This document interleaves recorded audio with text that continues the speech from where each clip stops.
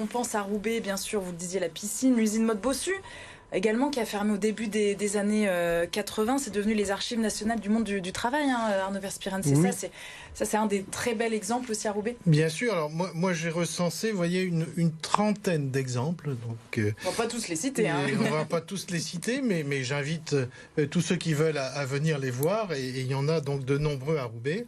C'est vrai que ça a commencé véritablement dans les années 80. Pourquoi ? Parce que la grande crise du textile a commencé après le choc pétrolier, donc les années 76, quelque chose comme ça. Et dès les années 80, on a commencé à voir les premiers bâtiments qui étaient délaissés, inhabités. Malheureusement, tout le personnel avait été licencié. Des centaines de personnes à chaque fois. Et voilà. Et on s'est retrouvés, et les maires de l'époque se retrouvaient avec des friches industrielles en plein cœur de ville qui n'avaient plus d'utilité et dont ils ne savaient plus quoi faire. Et donc, dès les années 80, André Diligent avait imaginé des reconversions, notamment les fameuses archives du monde du travail, usine Mode Bossu, qui était, à l'époque de sa construction, donc fin 19e siècle, qui était la plus grande filature du monde. Excusez du peu. Eugène Motte, qui en était le bâtisseur, le constructeur, l'industriel, avait souhaité et réalisé construire la plus grande usine du monde, la plus grande filature du monde. Ce qu'il a fait, avec des créneaux, avec des tourelles, etc. Pourquoi ? Parce qu'il était allé en Angleterre et qu'il avait vu en Angleterre ces modèles de châteaux de l'industrie, ce qu'on a appelé par la suite des châteaux de l'industrie. Alors vous voyez, certains ont les châteaux de la Loire et on les envie parce qu'on adore les châteaux de la Loire, d'autres ont les châteaux de l'industrie, et ben on fait avec. Et c'est vrai que à l'époque, vous voyez, l'État s'était déjà mobilisé. C'était un des grands projets de François Mitterrand à l'époque.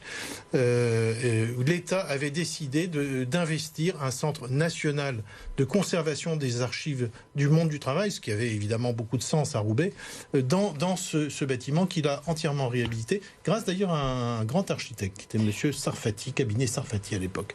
Quels sont les grands exemples aussi emblématiques à Tourcoing ? C'est vrai que Roubaix est emblématique aussi. On parle beaucoup de Roubaix, mais à Tourcoing, quels sont les exemples ? On a, excusez-moi, monsieur Verspieren, la friche Vanoutrive, qui est à cheval, en fait, sur Roubaix-Tourcoing, qui est un très bel exemple de reconversion, qui abrite des start-up.